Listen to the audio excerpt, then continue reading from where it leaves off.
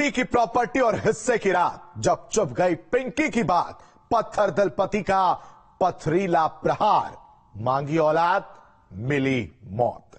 नमस्कार, मैं हूं आशीष पांडे और आप देख रहे हैं क्राइम कंट्रोल। पहली पत्नी की मौत के बाद उसने दूसरी शादी की थी, वो भी लव मैरिज। समय बीता तो उसकी बीवी उससे औलाद की जिद करने लगी। उसे मालूम था अगर दूसरी पत्नी से औलाद हुई तो उसकी पहली बीवी के बच्चों के हाथ कुछ भी नहीं लगेगा, और इसी वजह को लेकर उसकी अपनी दूसरी पत्नी से आए दिन तनातनी होती थी। मंगलवार रात को भी कुछ ऐसा ही हुआ जिससे पूरे इलाके में सनसनी मच गई। आखिर क्या है सिलपट्टे का राज, सब कुछ आपको तफसील से बताएंगे, लेकिन उससे पहले नजर क्राइम की सुर्खियों पर। प्रस्तुत करता क्विक हील। आपके पीसी में कौन रहता है, वायरस या क्विक हील? शाहजहांपुर में महिला की हत्या से सनसनी, पति ने सिलबट्टे से वार कर उतारा मौत के घाट। पुलिस ने आरोपी पति को किया गिरफ्तार। बरेली के मेंटल हॉस्पिटल में 4th क्लास कर्मचारी की मौत, जली हालत में मिला शव। आरोपियों ने मौके पर छोड़ा सुसाइड नोट, जांच में जुटी पुलिस। लखनऊ में हथियार तस्करों पर यूपी एटीएस की कार्रवाई, पुलिस ने 4 आरोपियों को किया गिरफ्तार। अत्याधुनिक हथियारों के साथ 5 मोबाइल भी बरामद।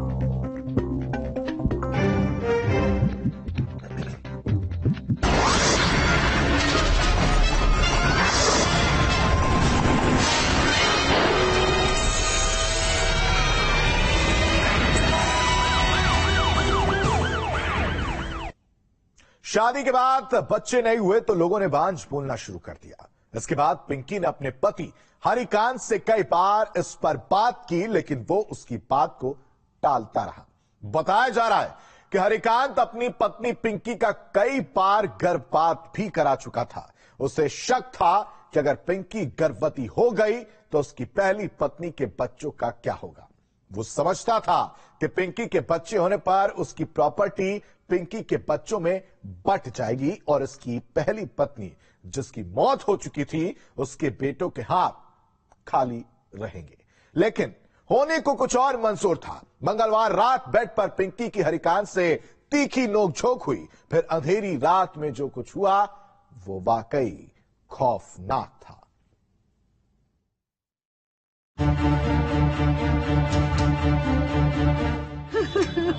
लड़के हैं तो ये तो क्या मांग करती हैं आप?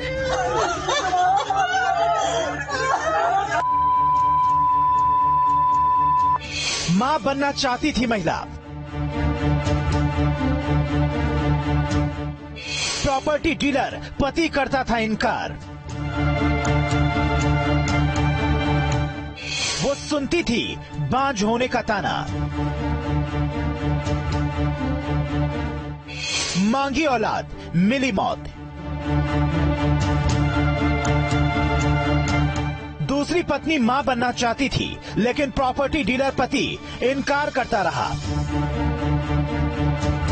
वो नहीं चाहता था कि पहली पत्नी के 2 बेटों के हिस्सों में आ रही संपत्ति का कोई तीसरा हिस्सेदार बने। लिहाजा उसने ऐसा खौफनाक कदम उठाया जिसका इल्म किसी को न था।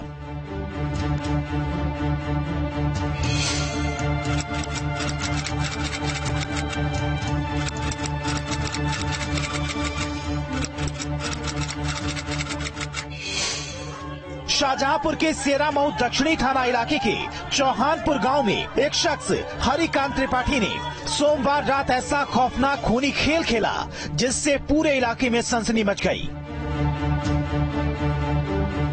हरिकांत त्रिपाठी पेशे से प्रॉपर्टी डीलर है। आरोप है कि उसने अपनी पत्नी पिंकी त्रिपाठी की सिलबट्टा मारकर हत्या कर दी। महिला के परिवार वालों का आरोप है कि उनकी बेटी को लोग बांझ होने का ताना मारते थे, जबकि उसका पति उसका गर्भपात करवा देता था। इसी के चलते दोनों में विवाद होता था और सोमवार रात को भी कुछ ऐसा ही हुआ था। जब पिंकी की अपने पति से गर्भपात को लेकर कहासुनी हुई और झगड़ा बढ़ा तो पति ने उसे मौत के घाट उतार दिया। पुन्नागिरी के बहाने से लेके आया था यहाँ पे कि पुन्नागिरी के दर्शन करो, तो वहाँ ले गया इसको। कल स्टेटस देखा हमने। क्या मांग करता था, क्या दामाद क्या मांगता था, क्या मांगता तो बहुत कुछ था। वो इनने 150 गज का एक प्लाट बेच के पैसे दे दिए थे उस टाइम।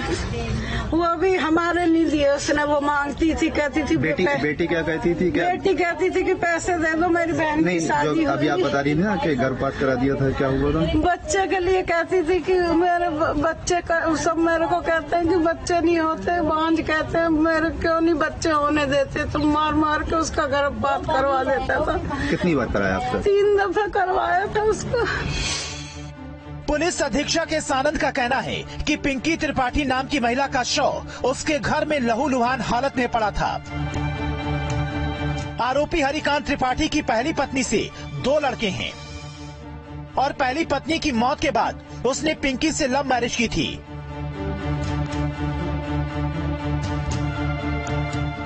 बताया जा रहा है कि आरोपी पति हरिकांत त्रिपाठी दिल्ली के बदरपुर का रहने वाला है। बीते दिन पत्नी पिंकी के साथ वो गांव पहुंचा था। दोनों में प्रॉपर्टी को लेकर तमाम विवाद चल रहे थे। हरिकांत नहीं चाहता था कि पिंकी की औलाद हो। वो मानता था कि अगर पिंकी की औलाद होगी तो प्रॉपर्टी में हिस्सा बढ़ जाएगा।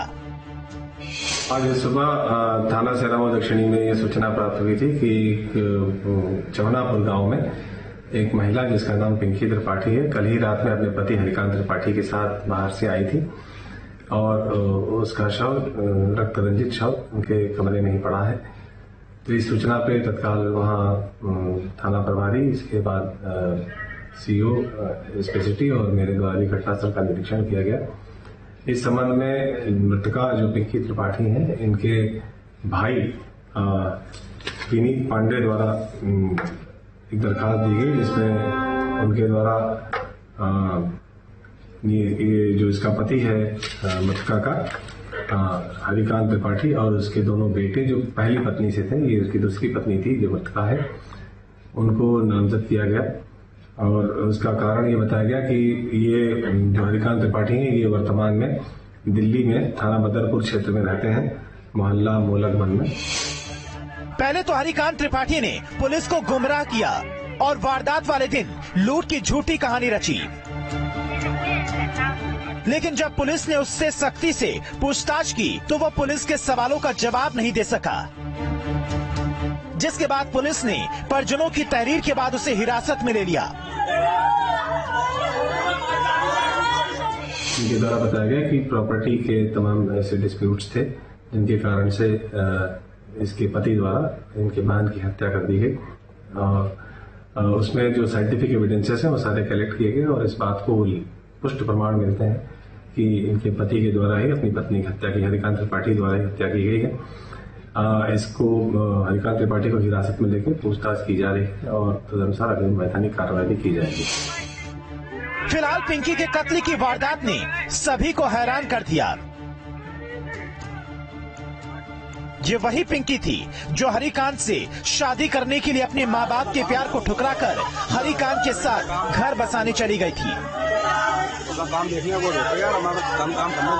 और उसी हरिकांत ने अपने हाथों से पिंकी के खून से अपने हाथ रंग दिए।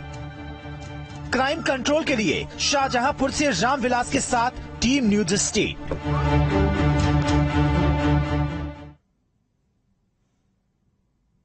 इटावा में प्यार करना एक नाबालिग को भारी पड़ गया। उसके दिल लगी की खबर उसके घर वालों को लग चुकी थी। घर वालों ने विरोध किया और जब नाबालिग तब भी नहीं मानी तो रची गई ऐसी खौफनाक साजिश जिसका पुलिस ने खुलासा कर दिया। नाबालिग लड़की की मां और चाचा ने बाकी के साथियों के साथ मिलकर हत्या की वारदात को अंजाम दे दिया और फिर शव को नहर में यह सोचकर फेंक दिया कि किसी को उन पर शक नहीं होगा। लेकिन मुजरिम कितना भी शातिर क्यों ना हो, कोई ना कोई सबूत जरूर छोड़ जाता है।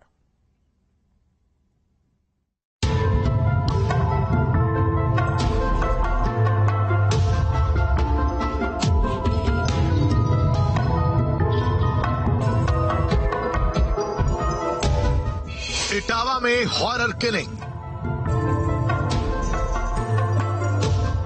बेटी को उतारा मौत के घाट।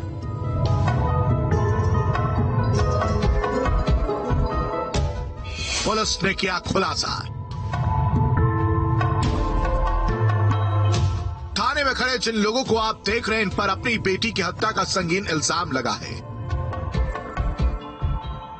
जब पुलिस ने इनसे इनकी करतूतों पर सवाल जवाब किए तो बड़ी बेशर्मी से पूरी वारदात बयां करने लगे। कैसे मारा आपने अपनी बेटी को? पैर पकड़ के। क्यों मारा? गलत थी। क्या गलत थी? क्या देखा था आपने? भागने जा रही थी।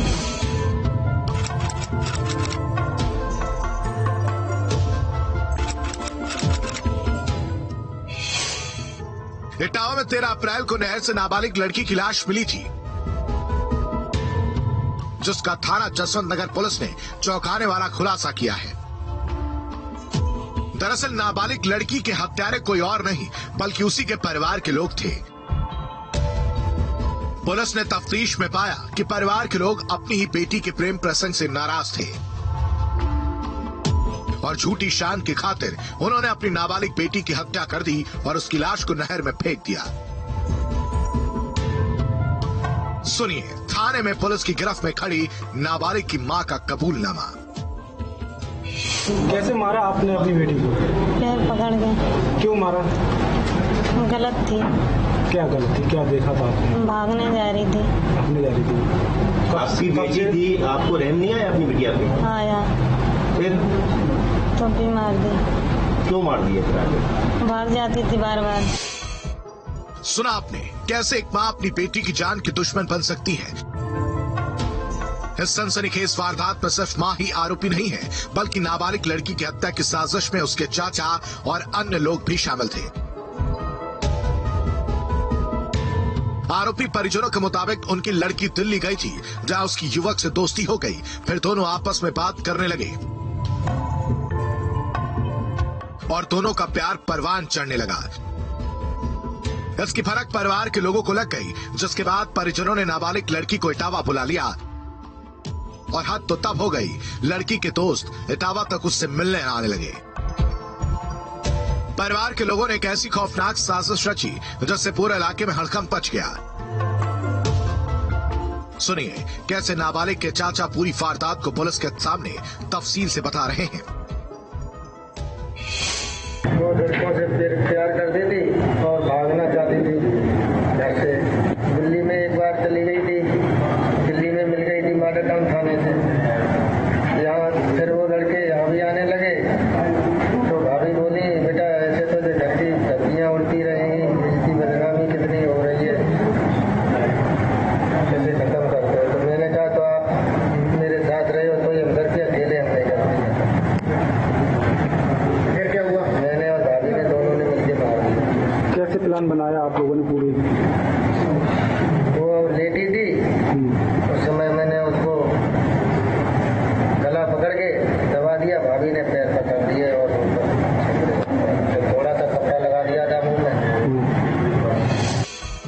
फिलहाल पुलिस ने नाबालिग की हत्या के आरोप में 3 लोगों को गिरफ्तार कर जेल भेज दिया है।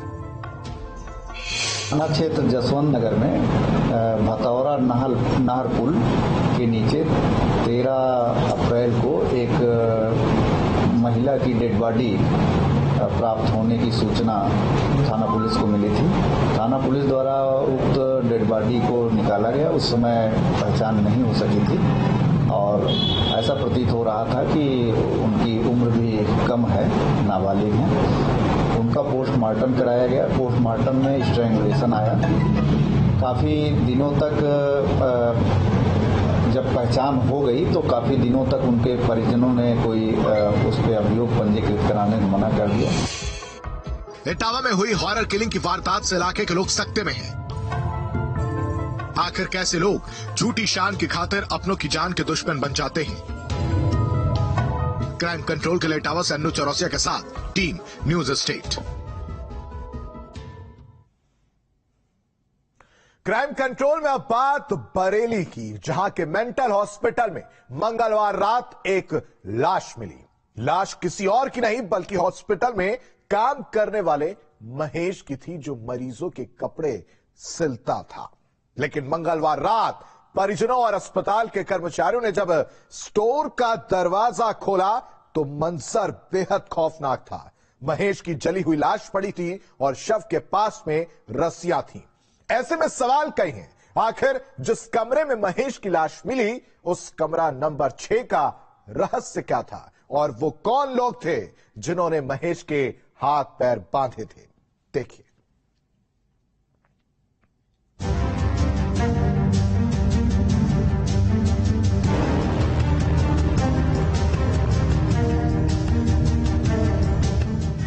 मेंटल हॉस्पिटल में बर्बरता।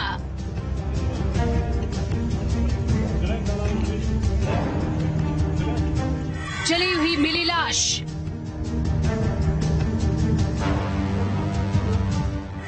कमरा नंबर 6 का रहस्य क्या?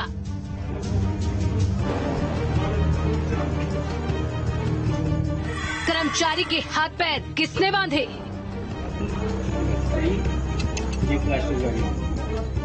ये तस्वीरें आपको विचलित कर सकती हैं,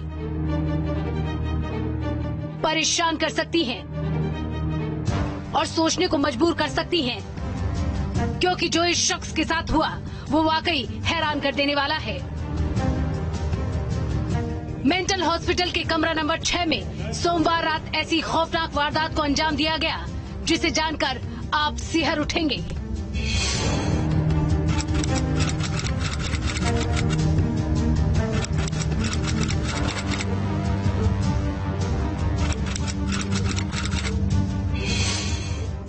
बरेली में खौफनाक वारदात को अंजाम दिया गया है। यहाँ के मेंटल हॉस्पिटल में 4th क्लास कर्मचारी की जली हुई लाश मिली है, जिससे पूरे अस्पताल में हड़कंप मचा है। मेंटल हॉस्पिटल के बाहर परिजनों का जमावड़ा लगा है। पुलिस और फॉरेंसिक की टीम सबूत तलाशने में जुटी है। बताया जा रहा है कि मृतक मेंटल हॉस्पिटल में टेलर के पद पर तैनात था और मरीजों के कपड़े सिलने का काम करता था। वो रोज की तरह सुबह 8 बजे अपनी ड्यूटी के लिए निकला, लेकिन सोमवार रात वापस घर नहीं लौटा। सर, हमें जो पता चला कि यहाँ पर ताला पड़ा हुआ है, हम आए थे तो ताला पड़ा था इसका। हमने फोन करवाया लोगों से, तो वो चाबी लेके आए तो ताला खुलवाया इसका। अंदर जाके देखा तो बॉडी कोई नहीं, बड़ी हुई थी, जैसी बड़ी थी वैसी पड़ी थी। किस अवस्था में थी, कैसे? जैसी इस समय वैसी पड़ी थी बॉडी। आप क्या कैसे पता लगा कि मर गए हैं? नहीं, क्यों आए? अच्छा, तो हमारे फुकरे भाई हैं। अच्छा, ठीक। तो हमारे पास हमारे भतीजे का फोन आया कि चाचा जी पापा का फोन मतलब हाँ ड्यूटी से घर नहीं आए। अच्छा। और वो क्या नाम है सुबह की ड्यूटी गए हुए हैं, घर नहीं आए लौट कर अभी तक। और फोन उनका लगा रहे हैं तो बेल जा रही है और उसके बाद क्या नाम है बात नहीं हो पा रही है। तो मैंने बेटा ड्यूटी कितने बजे? बोले 8:30-9 बजे ड्यूटी निकल चुके हैं। फिर मैंने एंट्री चेक कराई, एंट्री बाहर इनकी है नहीं इनकी। परिवार वालों ने मेंटल हॉस्पिटल पहुंचकर पता लगाया तो स्टोर का मेन दरवाजा बंद था और मृतक महेश चंद्र को आवाज लगाई, लेकिन अंदर से कोई जवाब नहीं आया। ऐसे में परिजनों ने दरवाजा धक्का देकर खोला तो अंदर का नजारा बेहद खौफनाक था। महेश चंद्र की जमीन पर लाश पड़ी थी और उसका शरीर जला हुआ था, जिससे पूरे अस्पताल में खलबली मच गई। आनन फानन में परिजनों और मेंटल हॉस्पिटल के कर्मचारियों ने पुलिस को सूचना दी। ये सब जला के मारे हैं किसी ने। किसको मारा है? कौन? हमारे साले साहब हैं महेश चंद। क्या करते थे? सर्विस करते थे पागलखाने में। किस पद पे थे यहाँ पे? ये कपड़ा ही सिलाई करते थे। कब से कर रहे थे यहाँ पे? इनको कम से कम हो गई 20-25 साल से ज्यादा। तो आज कैसी हालत में इनका शव मिला है? अब इनके लिए हमने फोन करा था घर पे जोधपुर से अपने, तब इनका फोन बंद जा रहा था। ठीक है, फिर उसके बाद हमने 2 बच्चे भेजे, उनका ही लड़का अपने साले का और अपना लड़का, तो यहाँ वो जले हुए मिले। कहाँ मिले? कहाँ पे पड़े हुए थे? गोदाम में उनकी ड्यूटी रहती है और बाहर पड़े हुए हैं। क्या लगता है किसने मारा होगा? अब पता नहीं साहब किस नाम स्टाफ ने मारा होगा। रस्सी बंधी हुई है हाथ में। रस्सी बंधी हाथ में? हाँ, प्लास्टिक वाली जो घर की पेटी। कितनी देर पहले की घटना है ये? तो हमने करीब उन लोगों को 5 बजे भेजा है बच्चों को यहाँ, तब उनने घर पर फोन करा, तब हम लोग सब भाग के आए। क्या नाम है मृतक का? महेश चंद। कहाँ रहते हैं? जौहरपुर। मौके पर पहुंची पुलिस भी मौका वारदात को देखकर दंग रह गई। हर किसी की जुबान पर सिर्फ एक ही सवाल था कि आखिर महेश की यह हालत किसने और क्यों की। एसपी सिटी रविंद्र कुमार के मुताबिक महेश के हाथ पैर रस्सी से बंधे थे, शरीर का नीचे का धड़ा जला हुआ था, लेकिन ऊपर का हिस्सा कम जला था। ऐसे में किसी अनहोनी की आशंका से इनकार नहीं किया जा सकता। आशंका जताई जा रही है कि पहले महेश की गला दबाकर हत्या की गई होगी, फिर किसी केमिकल से उसकी लाश को जलाया गया होगा, क्योंकि जिस जगह महेश की लाश मिली है वहां आसपास भी कोई चीज जली हुई दिखाई नहीं दी, लेकिन लाश के पास रस्सी जरूर पड़ी थी। क्योंकि श्यामतगंज थाना बारादरी के अंतर्गत में एक सूचना मिली कि मानसिक चिकित्सालय बरेली पर एक जो है बॉडी है और जो कि जली हुई अवस्था में पाई गई है। उस सूचना पर थाना बारादरी की पुलिस तत्काल प्रभाव से मौके पर पहुंची। मौके पर जो हमारी फील्ड की टीम है उसको भी बुलाया गया और जो यहाँ पे छानबीन की जा रही है, जो रूम है उसको भी खुलवा कर देखा गया। वहाँ पर जो वहाँ पे काम करते हैं, टेलर का काम करते हैं, वर्तमान समय में काम कर रहे थे, वहाँ से एक सुसाइड नोट बरामद हुआ है। वहाँ पे कुछ रजिस्टर भी बरामद हुए हैं, उस रजिस्टर को भी पुलिस कब्जे में ले ली है। जो सुसाइड नोट बरामद हुए हैं उसकी सत्यता की जांच कराई जाएगी, हस्ताक्षर मिलान किया जाएगा। डॉग स्क्वाड को बता दिएगा, डॉग स्क्वाड जो है तुरंत मौके पे पहुँचने वाली है। जो परिजन है उनका द्वारा जो तहरीर दी जाएगी, तहरीर के आधार पे सुसंगत जो भी धारा बनता है उसके आधार पे जो मुकदमा हम पंजीकृत करेंगे। फिलहाल पुलिस ने महेश के शव को कब्जे में लेकर पोस्टमार्टम के लिए भेज दिया है और पूरे मामले की तफ्तीश में जुट गई है। कैंपस में सीसीटीवी कैमरे भी लगे हुए हैं। गेट पे जो एंट्री और एग्जिट जो लोग करते हैं उनकी एंट्री भी होती है, उस रजिस्टर का भी अवलोकन करेंगे। और यहाँ पे जितने भी स्टाफ है, उनके जो कलीग हैं, यहाँ पे जो मेडिकल में जो भी लोग हैं, उन सभी से पूछताछ की जाएगी और इसकी गहन छानबीन बेचने की जाएगी। जो भी तथ्य प्रकाश में आएंगे उसका आधार पर अग्नि विधि को सुनिश्चित कराई जाएगी। अभी जिस तरीके से आप एमपीसी यहाँ पहुंचे हैं, प्रथम दृष्टया क्या आपको सुसाइड लग रहा है या कोई हत्या की आशंका भी आपके द्वारा स्पष्ट हो पा रही है? बॉडी को पुलिस कब्जे में ले ली है, इसको पीएम के लिए भेजा जा रहा है। कल इसका पीएम हो जाएगा। पीएम आने के बाद में जो एक्सपर्ट ओपिनियन आएगा उसके आधार पर जो भी चीजें आएंगी आपको। महेश की लाश को देखकर लग रहा है कि उसकी हत्या पहले कहीं और की गई थी, क्योंकि जिस जगह महेश की लाश पड़ी थी वहां पर जलने का कोई निशान नहीं है। पुलिस का दावा है कि हो सकता है कि उसकी हत्या के बाद उसे जलाया और फिर बाद में उसे यहां आकर फेंक दिया गया होगा। सवाल कई हैं जिनका जवाब अब पुलिस तलाश रही है। क्राइम कंट्रोल के लिए बरेली से मनोज कुमार के साथ टीम न्यूज स्टेट।